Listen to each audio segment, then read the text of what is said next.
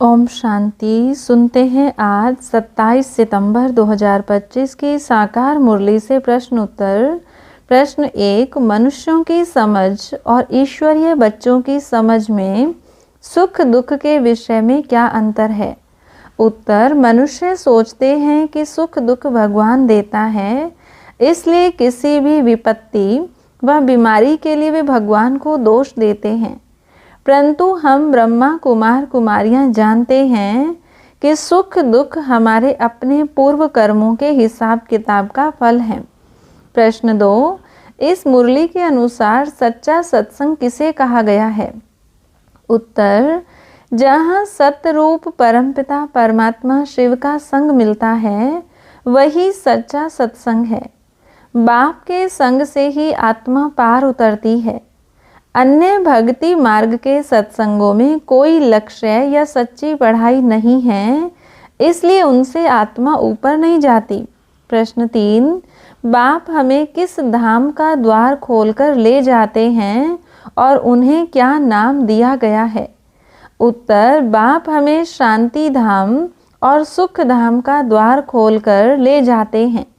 उन्हें सतगुरु तथा अकाल मूर्त कहा जाता है, क्योंकि वे कभी काल के वश नहीं होते और सब आत्माओं को मृत्यु लोक से पार ले जाने की शक्ति रखते हैं। प्रश्न 4, गीता पाठशाला और अन्य पाठशालाओं में क्या भेद बताया गया है? उत्तर, गीता पाठशाला में बूढ़े जवान सभी आत्माएं परम पिता की पढ़ाई पढ़कर देवता पद प्राप्त करने का लक्ष्य रखती हैं। वहाँ शिक्षा का स्पष्ट एम ऑब्जेक्ट है पवित्र बनकर स्वर्ग का अधिकारी बनना।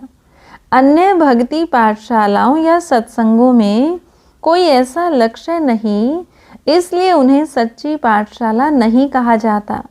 प्रश्न 5, बाप बच्चों को मुख्य कौन सी आज्ञा देते हैं?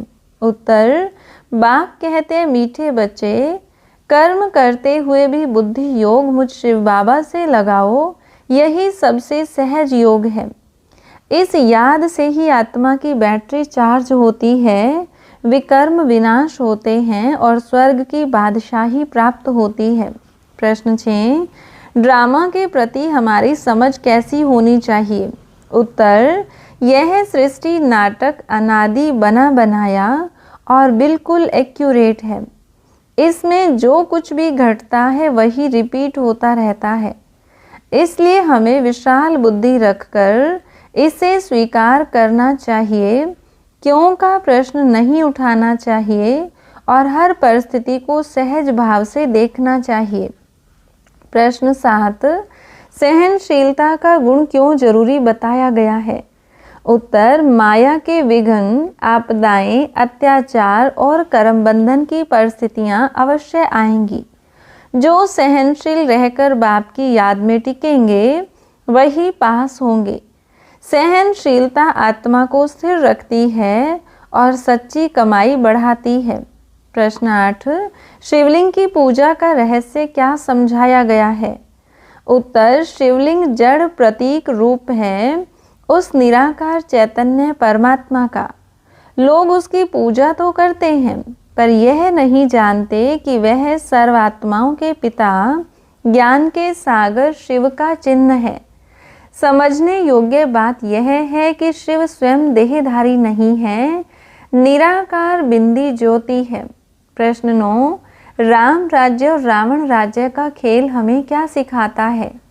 उत्तर, यह सृष्टि चक्र में हार जीत का खेल है।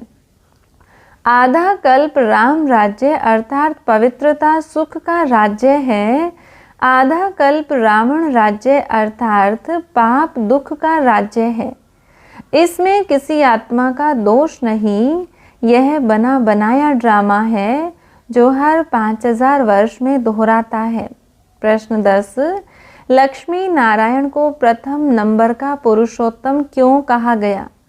उत्तर, संगम युग पर जो आत्माएं श्रीमत पर चलकर पवित्र बनती हैं, वही पहले जन्म में लक्ष्मी नारायण रूप में स्वर्ग के प्रथम नंबर के राज्याधिकारी बनती हैं।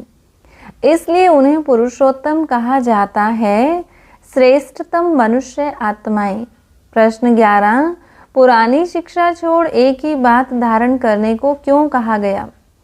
उत्तर, ईश्वरीय पढ़ाई का सार है एक शिव बाबा, दूसरा न कोई। बाकी सब शास्त्र ग्रंथ विचार बुद्धि को उलझाते हैं। इसलिए बाप कहते हैं पुरानी बातें छोड़ो और यही स्मृति धारण करो कि हमें केवल बाप को याद करना है। प्रश्न 12, बाप हमें कौन सी सच्ची कमाई कराने आए हैं? उत्तर, बाप हमें योग बल की कमाई, सात्विक गुणों की कमाई और ज्ञान की पूंजी देकर भविष्य में 21 जन्मों की सुख संपत्ति की कमाई कराते हैं। यही सच्ची कमाई है जो कभी नष्ट नहीं होती। प्रश्न 13, वर्तमान समय को सच्ची सच्ची पाठशाला क्यों कहा गया है? उत्तर, क्योंकि इस समय परमपिता शिव खुद आकर मनुष्यों को देवता बनाने की शिक्षा दे रहे हैं। यहाँ से आत्मा जीवन के सर्वोच्च पद को प्राप्त कर सकती है, इसलिए सच्ची सच्ची पाठशाला कहा गया है। प्रश्न 14, विश्व कल्याणकारी बनने के लिए कौन सा कदम आवश्यक बताया गया है?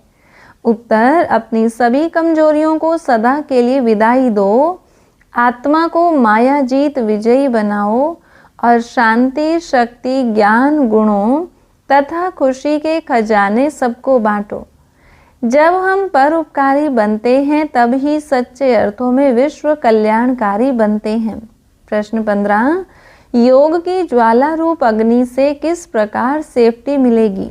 उत्तर, जब आत्मा याद योग की शक्ति से ज्वाला रूप बनेगी तो चारों ओर एक अदृश्य सुरक्षात्मक किला तैयार होगा। इस ज्वाला किले के वातावरण में अन्य आत्माएं भी भय और नकारात्मकता से सुरक्षित अनुभव करेंगी। हर रोज की मुरली से प्रश्नोत्तर सुनने के लिए चैनल को सब्सक्राइब करें और बेल आइकन जरूर दबाएं। वीडियो को दूसरे भाई बहनों के साथ शेयर जरूर करें। ओम शांति।